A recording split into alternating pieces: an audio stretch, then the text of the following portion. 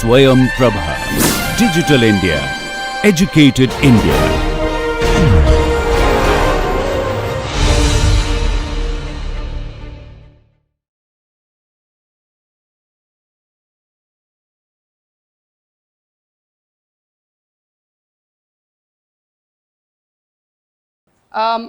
Yeah, mine is going to be a blackboard talk. I'm going to try and communicate the excitement of quantum computing just from the blackboard. I do have a couple of pictures to show you at the end. Maybe if we have time, we'll do that. But that's not necessary. These are pictures you can see on Google anyway, okay? Right, so what we are supposed to be discussing today, so I think the title I had given is computing with quantum bits.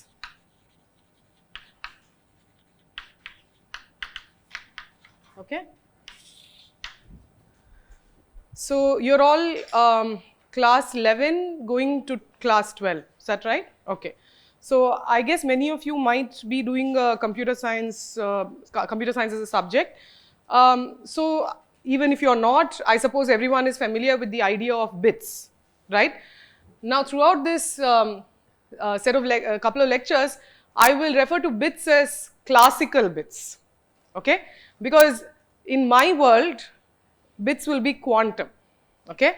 And I hope to communicate to you what quantum bits are, how they are different from classical bits, and why should we be interested in them, and why is the world excited about the idea of computing with quantum bits. So before that, maybe how many of you have heard of quantum computing? Okay, maybe that's 2/3. Okay, good. Maybe one from each table can tell me what you have heard about quantum computing. Yeah?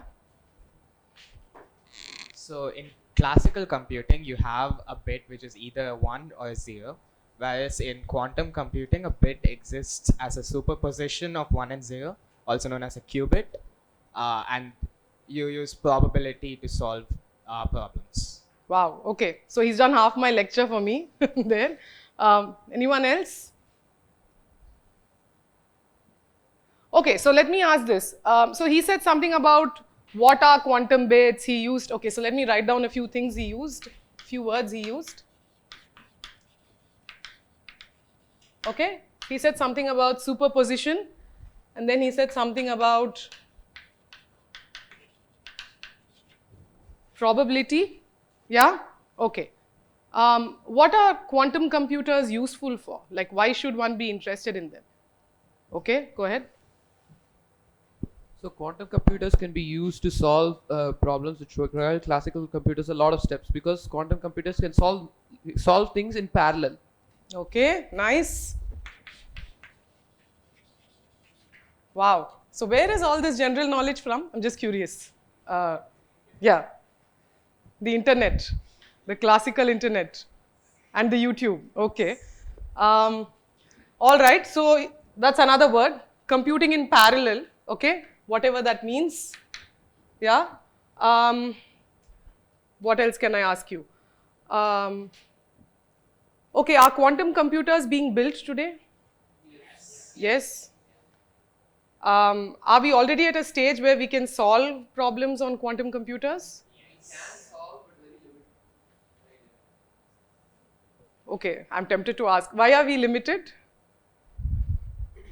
So the current quantum computers we have, one is we have only a limited number of qubits. So I think the maximum number of qubits which Google has, for example, is around 70. Okay. So we have a limited amount of qubits. There's a lot of noise in the qubits. Okay.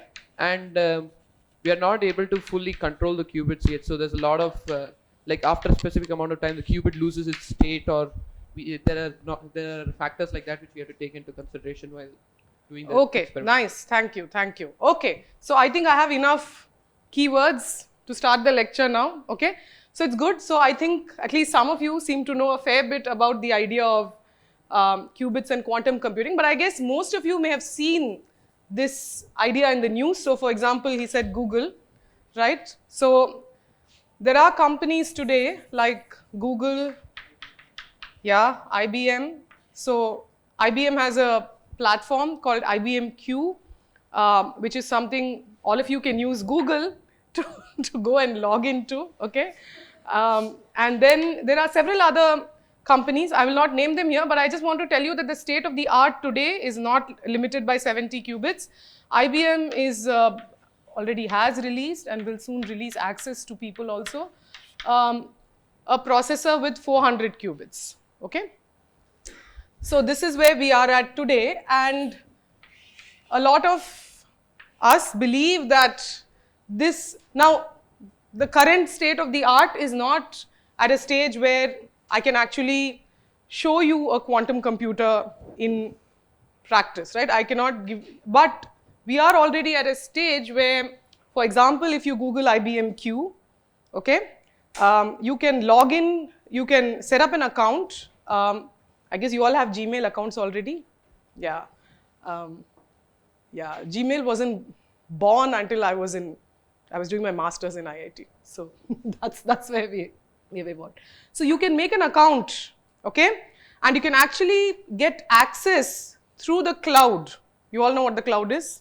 Through the cloud to some of the quantum processors that IBM has. Okay, so we are definitely at a stage where this is becoming a reality, but it is not a reality that where immediately each of you has a quantum device like this or a quantum laptop, or even we are not even at a stage where, you know, like with supercomputing, there were supercomputing facilities that were built, right? And a few people, researchers, etc., had access to these supercomputing facilities and so on. So we are not even there yet. But we believe that this will be a reality very soon, and that's why everyone is excited about this idea of, this new idea of computing, right? Okay, so obviously quantum plays a very central role in this, right? And I know all of you have done class 11 physics, but I am not sure how much of quantum mechanics you have been introduced to, right? But some of the keywords which we will need are already here, such as superposition and probability. But during this first lecture, what I'm going to actually do is to go a little bit into the mathematics of quantum bits, okay? Because without understanding a little bit about the mathematics of quantum bits, it's very hard to get a feel for why is this an exciting development, why is this going to do better than classical computing and so on, okay?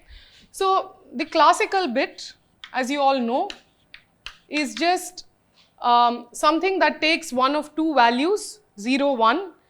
Formally, I will call this a binary variable, right? Some x, which takes one of two values, 0 or 1. This is also called a binary field mathematically, right? And classical computing proceeds via functions that map, so let me say functions that map zeros and ones and maybe strings of zeros and ones. So when I put the cross n, it just means that I have a string of n bits, right? I have something like 1, 0, 1, 1, 0, 0, 1, 1, etc. How many ever? N of them, right? This is what I'll call a string, right? This will be a string of n bits to maybe a single bit if your outcome is, if your answer that you expect is a single bit answer, or maybe some other m bit string, right? So this will be a string of m bits. Do you know what such functions are called? Which map binaries, logical gates, yes, but mathematically what are these kind of functions called? You've heard of bool? These are Boolean functions.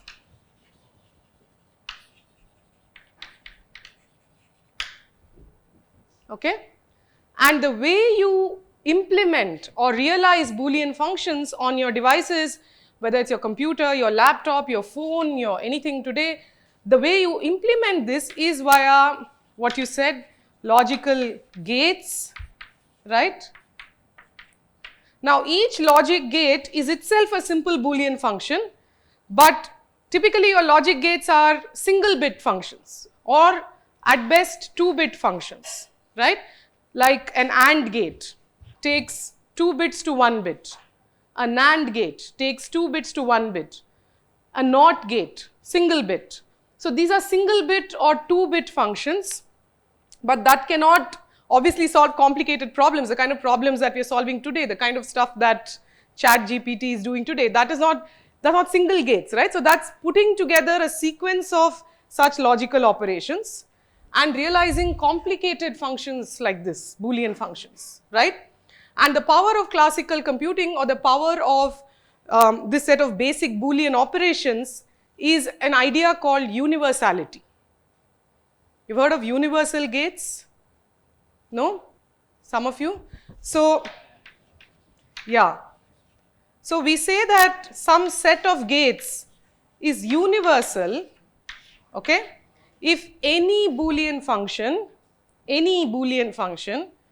can be realized or implemented using some sequence of elementary Boolean operations. So that sequence of elementary, or that set of elementary Boolean operations, is what you call a universal gate set. And for our classical computing today, I heard some people tell me some names of universal gates. So you've heard of the NAND gate, NOR. So a single gate like the NAND gate is universal, which means I can represent any Boolean function purely in terms of some sequence of NAND gates, okay? And that's very powerful, because it means that if I were to think about building a computer, then the elementary operation that I have to realize is one of these. And once I've realized one of these elementary operations, I'm done. Because the mathematics tells me that any function that I want to implement on binary strings can be implemented using this basic operation, which I have in my lab, okay? So that's sort of the classical approach or paradigm to computing, right? Now, how do these things change once quantum mechanics comes into the picture? So a quantum bit is not a simple binary valued variable, okay, but is actually a vector in a 2-dimensional vector space, okay.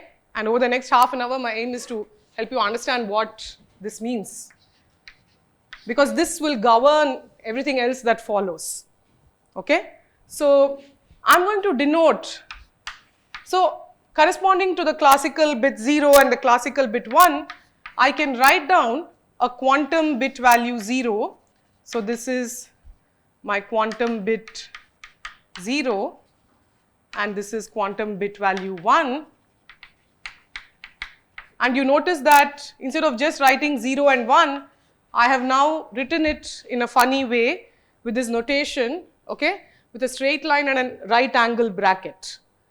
So this notation, so these are called kets or ket vectors, and this notation goes back to a gentleman by name Dirac. Everyone here has heard of him? Okay. Some of you have heard of him. So this is also sometimes called Dirac notation. Dirac was one of the pioneers of quantum mechanics, quantum field theory, and so on, right? So this notation is what you will find most of us quantum mechanists using, and this has become today the language of quantum computing, right? So instead of writing x, I will write some, I'll just call my variable psi, okay? So this is the Greek letter psi. So this is often read as ket psi, okay? And this can take one of two values. Let's say for now it can take one of two values. So I will write like this in the same way, but what this curly bracket means, we'll see, okay? So I can write down a quantum bit 0 and a quantum bit 1 like the classical bit, but it's no longer just a binary number. So what is it? What do I mean by vector in a two-dimensional vector space? Now all of you have done some vector stuff in your maths course, right? So, so you all know 3D real vectors. What do I mean by 3D real vectors? I mean your standard 3 coordinates. Yes, you have an x, y, and z, and you have some arbitrary point here, which you will denote by some vector v.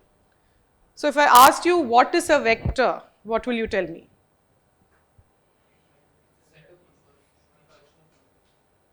It's a collection of numbers. Yeah, that's the canonical answer that I was expecting. So how many of you have heard this? It has magnitude and direction. So, you know, I had a teacher who would ask this question, and then when this answer would come, he would say, I have an apple in my hand, okay, and I throw it up. It has magnitude and it has direction, okay. So is it a vector? So this definition that we learn in high school of a vector as something which has magnitude and direction is a somewhat limited definition, right? It serves our purposes to do the kind of mechanics problems we want to do in physics, right? Where you want to study velocity, relative velocity, acceleration, etc. It serves our purpose to do this kind of 3D geometry that we want to do in math. But the idea of a vector is something much beyond that, right? And that goes to what corresponds to, in fact, what he said, which is that it actually can be visualized as a collection of numbers, or to be more precise, as an array of numbers, okay? So that's what I'm going to tell you first. How do I translate this 3D vector language, which you all know with arrows and so on, into this language of arrays? And when I say arrays, naturally what comes into play is matrices. So I'm not sure if class 11 you all do any matrix manipulations. Some of you have started, but not everybody. So we'll do a little bit of that, right? And my aim is not to show you things in all generality, but just enough to understand a qubit, okay? So let's translate this into the matrix language now. That's my aim, to show you that the idea of a vector is something more general than just a ray which has some length and direction, okay? So now this V, as you know, you can express in terms of its components, correct? Now this is in 3D space, so any point in this room, for example, I pick some origin, I draw a line to this point, and then I decompose it along 3 components, 3 orthogonal directions, correct? So I will write this as some Vx times a unit vector along x. You're used to the cap? I cap, good, okay. Plus Vy j cap plus Vz k cap. Yes, and yeah, I'm sure some of you are thinking, why is she going back to boring school stuff? Okay, so I, j, k are unit vectors, right? Along, so I will just write this as perpendicular directions, okay? Now, instead of writing it like this, I'm going to write it like this, okay? I'm going to put, instead of putting the arrow on top, I'm going to put this inside a ket, okay? And instead of writing it as Vx I cap, Vy j cap, Vz k cap, I'm going to write this as a array of 3 numbers, Vx, Vy, Vz. So you agree that this captures the same information? If I give you these 3 values, you can point out the vector to me, right? But it has abstracted it out because it has taken out this notion of I cap, j cap and k cap, right? Now I don't have to, this object does not necessarily have to be a vector in a 3D real space like this. Was a question? Yeah. Ma'am, is it like necessary to put it in like vertical columns, can we put it in a row as well? Good. Yeah, you can indeed put it in a row as well. And I will show you that rows will also come into play. We will need to use both rows and columns. But now your starting point could be a row or a column, but I like columns, so I'm going to start with columns. But we can move to, we'll soon encounter rows as well.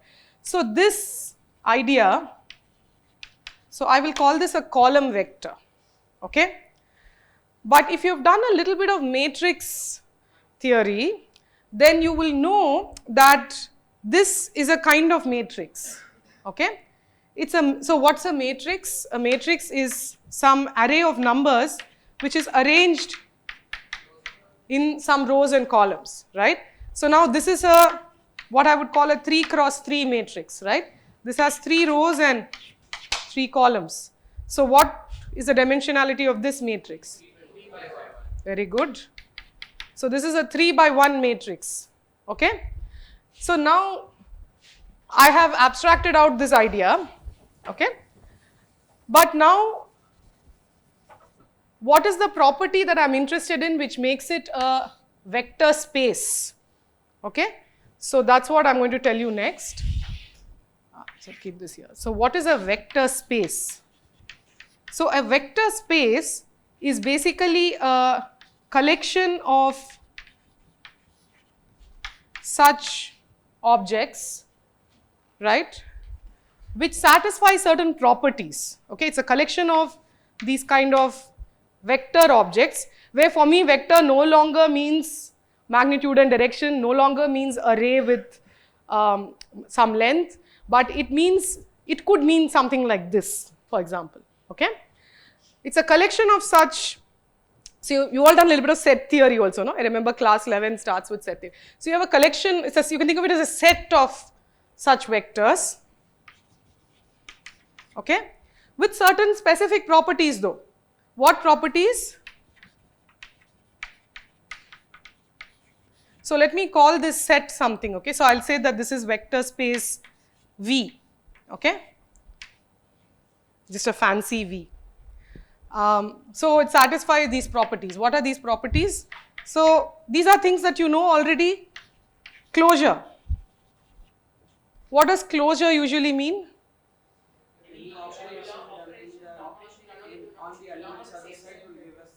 Very nice. Okay, so if I do an operation on this set, on 2 members of this set, I should get back another element of the set. So what is this operation? So this is going to be addition, okay? So closure and addition, which means that if I have a ket V and a ket W, both of which belong to this set V, then V plus W also belongs to V, okay? Now I'm going to add something to this. Suppose, so in your 3D space, maybe I should have kept that, okay. So in your 3D real vector space, you have a notion of the length of the vector, right? So we'll come to that, we'll come to how to talk about the length of this vector. But you have a notion of multiplying the vector with a number, right? So if I multiply with a vector greater than, number greater than 1, what happens? Scales. I increase the length of the vector and then I decrease the length of the vector. So this operation should also be possible here. So you realize that addition is just like vector addition, right? So in standard 3D notation, if I take 2 vectors V and W, I'll get some other vector U, right? But I can also do this. I can take some number lambda, okay? Lambda is just some number. So I can increase the length of my vector like this or decrease depending on where the lambda is. So I can scale it up, scale it down. So this operation should also be allowed. So the second operation is, so we call numbers as scalars now to contrast them with vectors, okay? So scalar multiplication, which means that if I take some lambda and multiply it with V, that also should be an element of the set, okay? Yeah. My mic, yeah.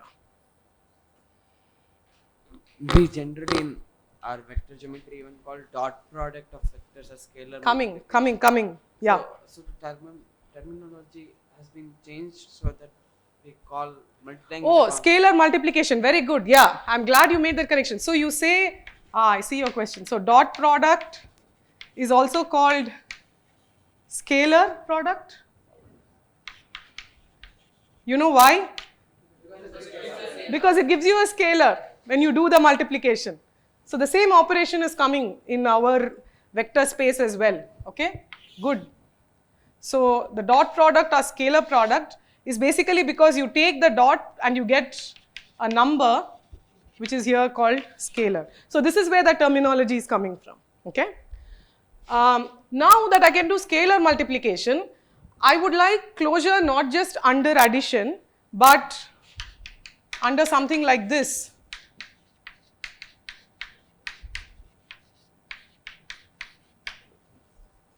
Okay. So the first two properties naturally give you the third property, right? So alpha and beta are scalars. V and W are two vectors in this vector space. Okay, and when I do this, this should also give me an element of the vector space. Now, what I've stated here, which is something so obvious in this kind of 3D vector geometry, this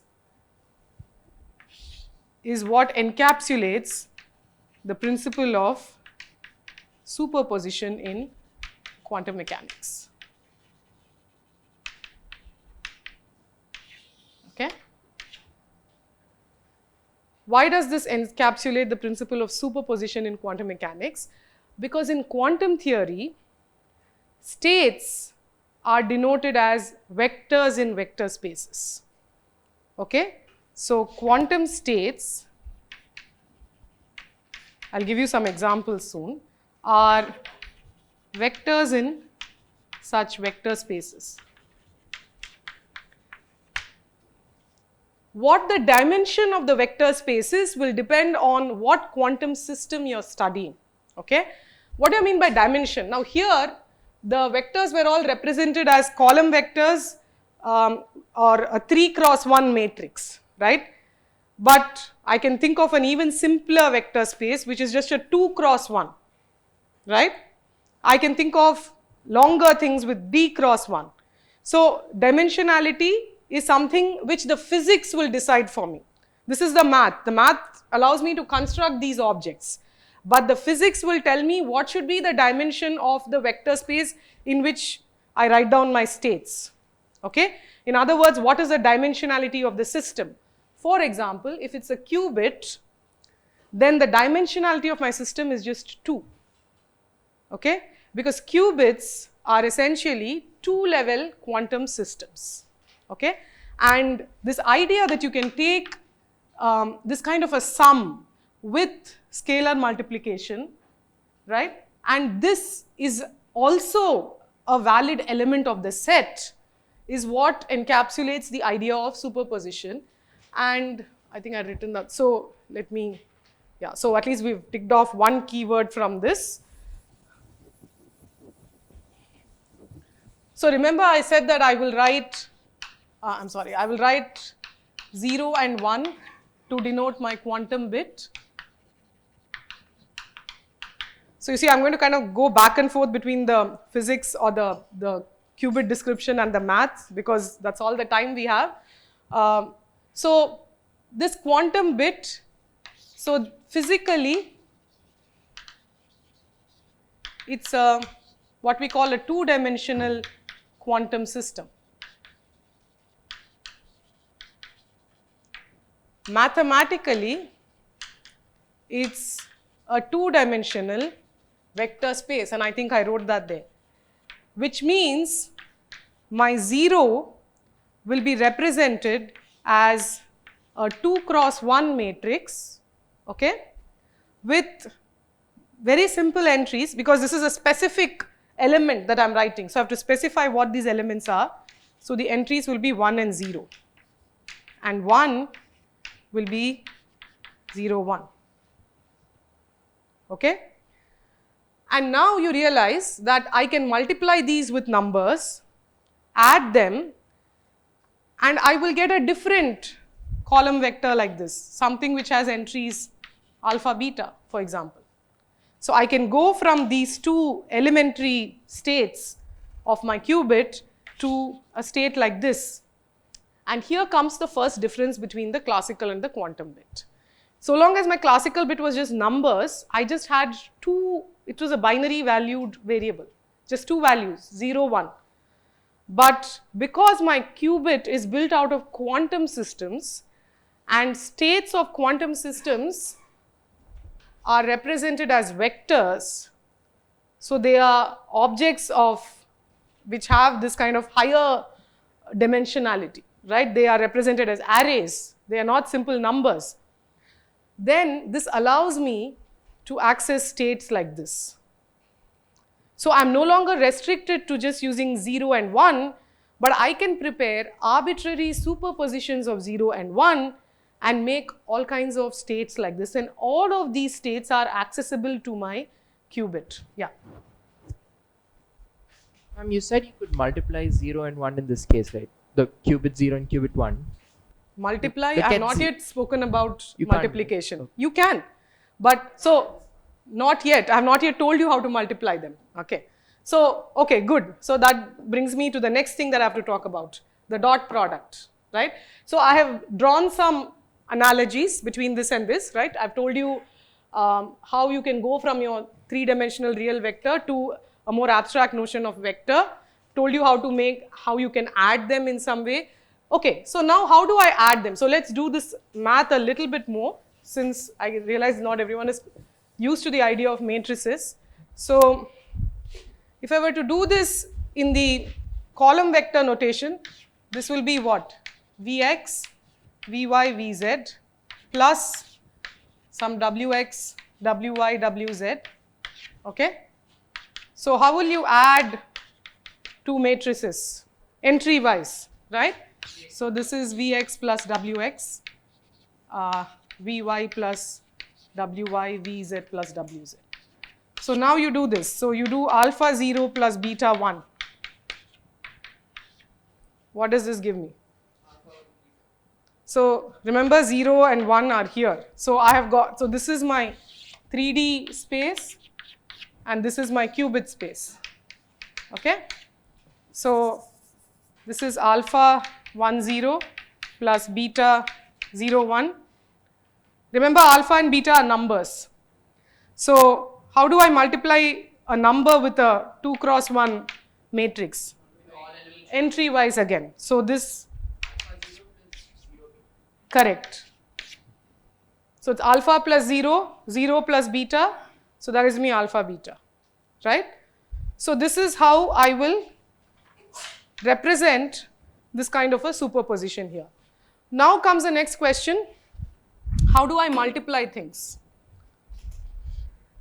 And how do I do this inner product or dot product? That's just a representation. It's like how I started writing in terms of rows instead of columns. I could have started with 0, 1. But once I start with either 1, 0 or 0, 1, the other logical bit is fixed. And I'll tell you why. Once we do the product, it will become clear why. Okay, so now I need this important idea of inner product or scalar product. Okay. Now what does an inner product do? It takes two vectors. It's an operation that takes two vectors and gives me a number, gives me a scalar. So now my question is, I have, let's say, this 3 cross 1 matrix. What can I multiply it with to get a number out? Do you understand my question? I need to multiply this with some object which will give me a number. Very good.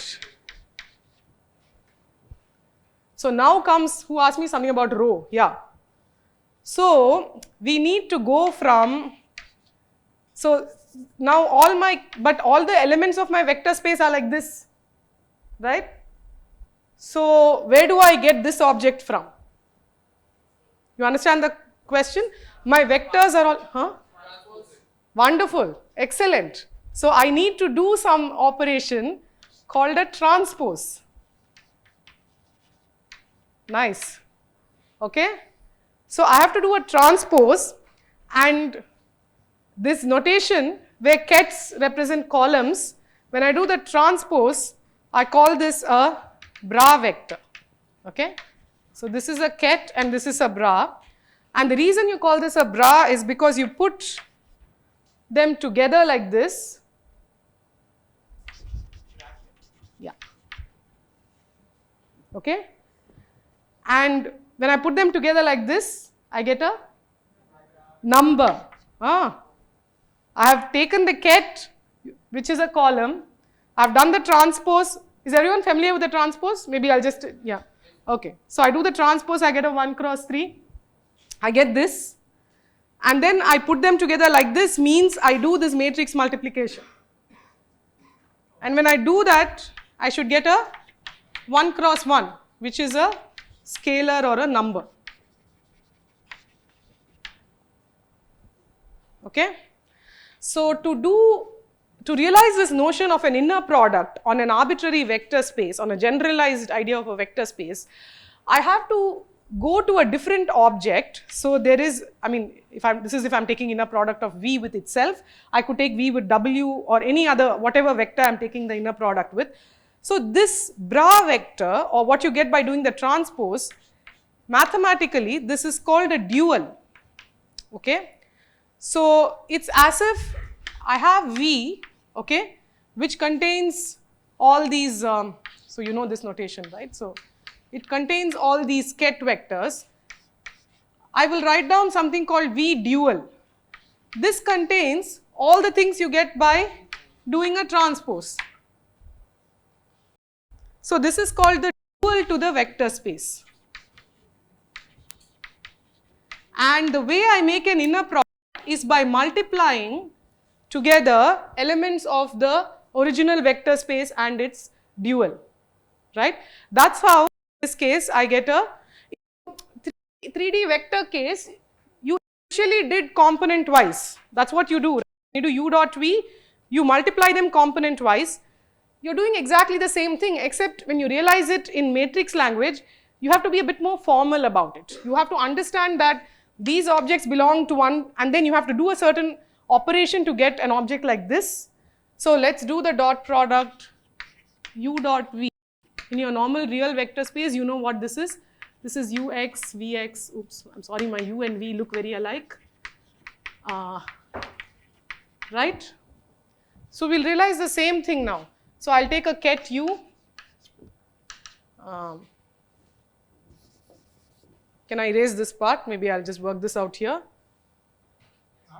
Yeah. Why doesn't the dual vector belong to the original vector space? Because I have defined it as a collection of kets. I've defined it, and my representation in my head, not my head, but the definition I have made for this is as column vectors.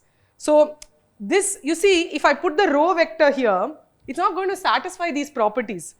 How do I sum a row vector and a column vector? Right? So if I have to make a vector space, they have to satisfy this structure. They have to have this structure. So I have to define a different space which is related to this, which is in every way similar to this, and that's why it's called a dual, because there's a one-to-one correspondence between these two sets. Okay? So good. So let me do this example here. So ket u is this. Ux, uy, uz. Ket v is this, vx, vy, vz.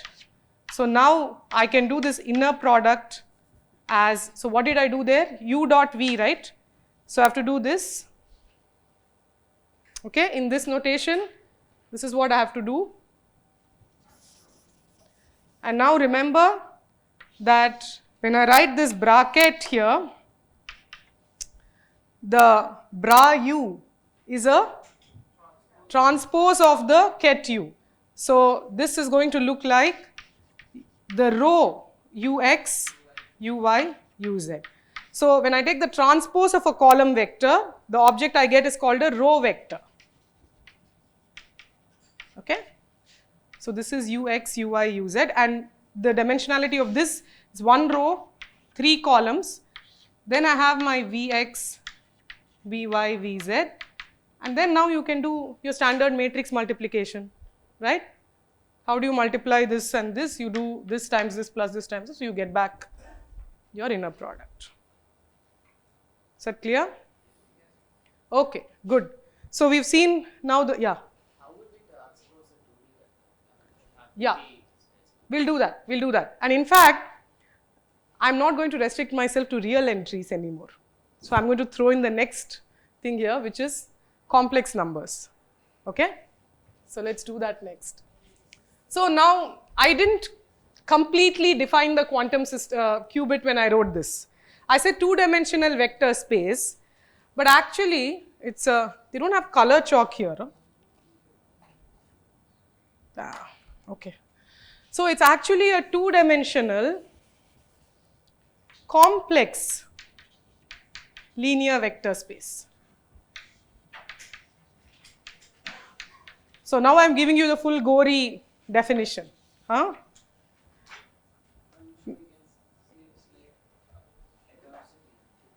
Sorry? Some kind of? Sorry, yeah. Ma'am, so we can say it's some kind of Hegart's plane. Some kind of? I didn't understand. Hegart's plane. What plane? Oh, okay. You mean an Argand plane? Yes. Okay. This is what you meant. Oh, you meant Descartes. Huh, okay. Sorry. Yeah. I'm sorry. It's been ages since all right. Yes, so what do I mean by a complex linear vector space? I'll just come to that. See, this idea of a plane where you represent your complex number. So let me say now alpha. So now henceforth all the scalars that I write down are going to be complex numbers. Okay? Everybody here has been introduced to complex numbers. Yeah? So this is how I represent a complex number, and this is a plane where you represent your complex numbers as points on this plane, right? But that's not what I'm saying. I'm saying that when I take the, so here you see the entries of these columns, they're all real numbers. Why? Because we were describing a real Euclidean 3D space, right? Nothing complex about it. So all entries are real. Things that I multiply with to scale the vector up or scale the vector down, the scalars, they are also real, right? But now when I have to describe complex systems, there comes an, quantum systems, there comes this notion of, so let me erase this, okay? So I'm really not talking about this plane. We'll see what I'm talking about, but so alpha is going to be complex number like this. So in quantum systems, you have to describe something called a phase, okay? And this degree of freedom called a phase is something which requires complex numbers to describe it. So complex numbers come naturally because of the physics of the system that we are describing, okay? And therefore, what happens is, remember I said you can make these superpositions like this of your qubit. This alpha and beta will now be complex numbers. They can be complex numbers. We are not restricted to the real entries like we were in the case of describing real 3D geometry, right? So now a complex number, so why phase? And why, what has that got to do with complex numbers? So you know that a complex number can also be written in another way.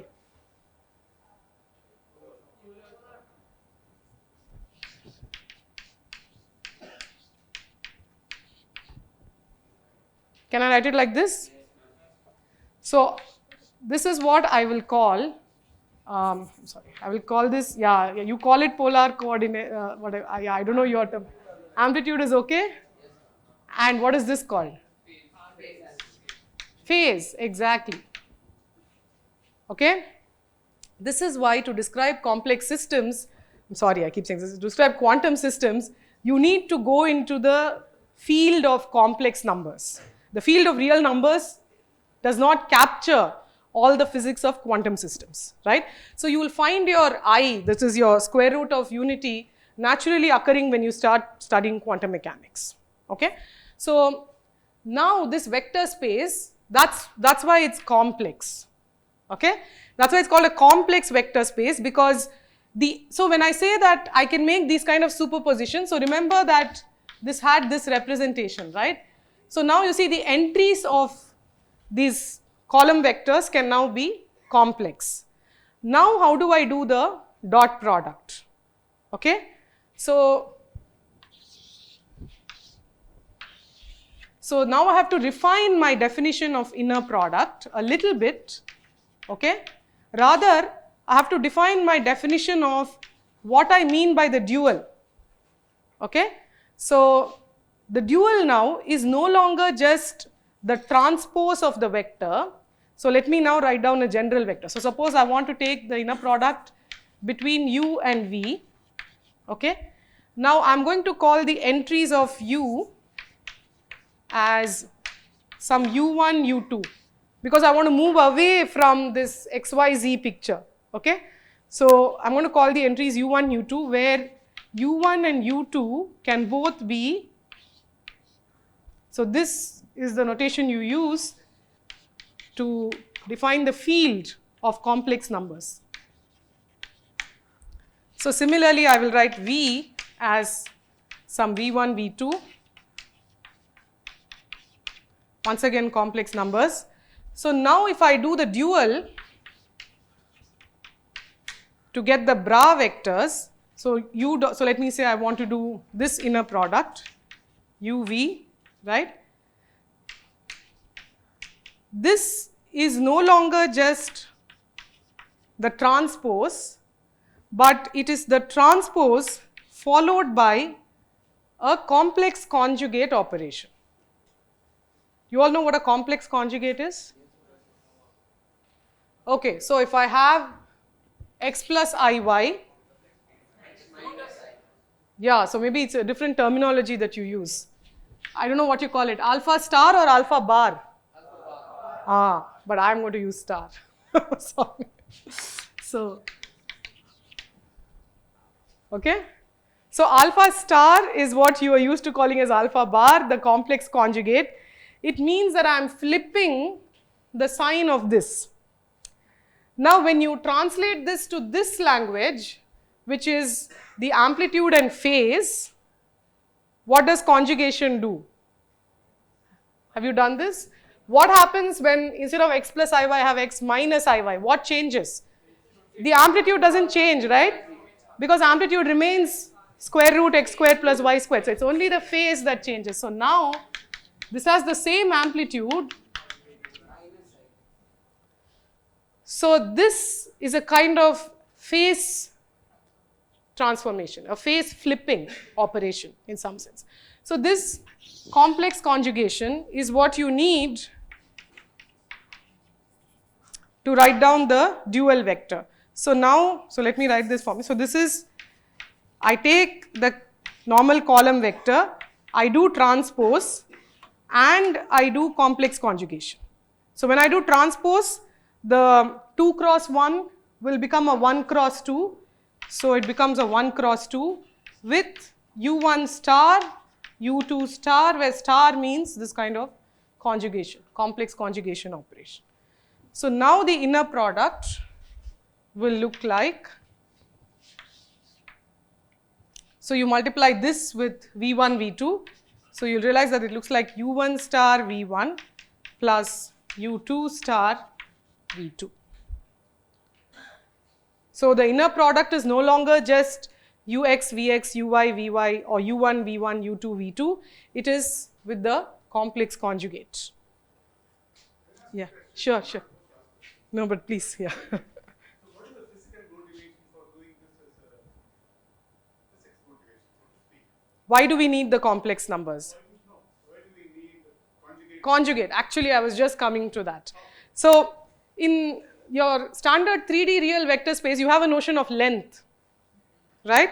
What is the length of a vector v? How do you calculate it?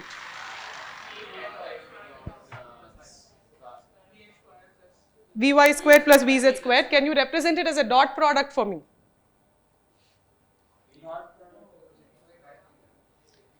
How do I represent the length of a vector as a dot product? Very good. So it's just v dot v, right? I'm going to erase all of this stuff. I don't think I need this.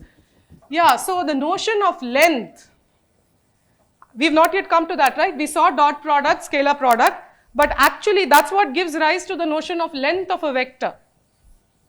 Because formally the length of a vector is nothing but the dot product of the vector with itself. So if I say what is v, which I think this is how you call it, right? Without the arrow, or I don't know if you put this, yeah?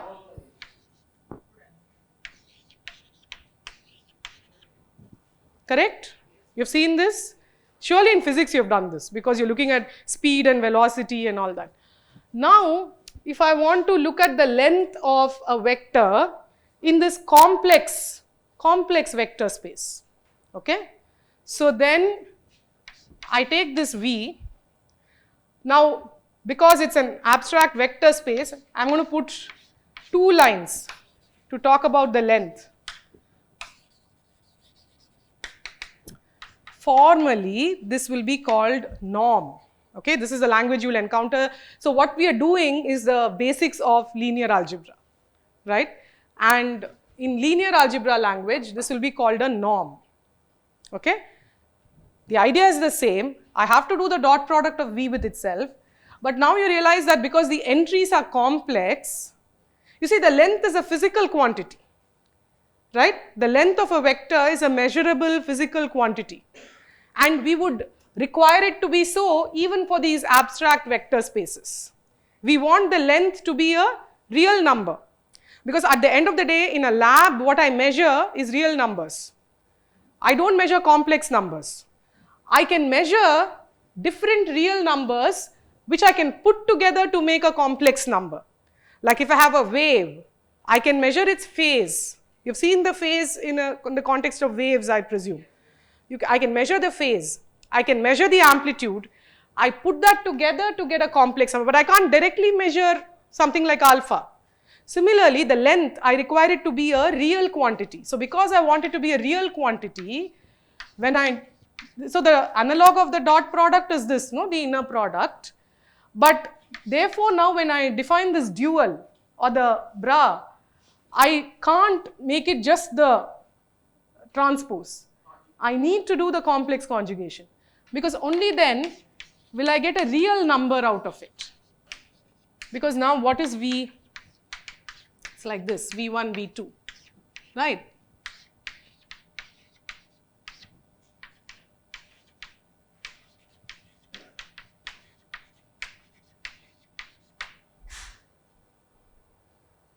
Yeah? So in this notation, this is the amplitude, right? So this is just amplitude of v1 squared plus amplitude of v2 squared, right? Okay? So this is real. So this corresponds to some notion of length so this is the reason that we will have to do the complex conjugate when you do the dual, okay? Okay, so I think we've pretty much covered all the mathematical background that we need for this. So now you understand how to do the transpose, complex conjugate, so you know what superposition means from a mathematical perspective. So maybe we just take a 5-minute break and then we'll start, I'll give you some example of a real physical system where all of this gets applied, and then we'll hopefully see some ideas in quantum computing, okay? Yeah. I think I need to take a few minutes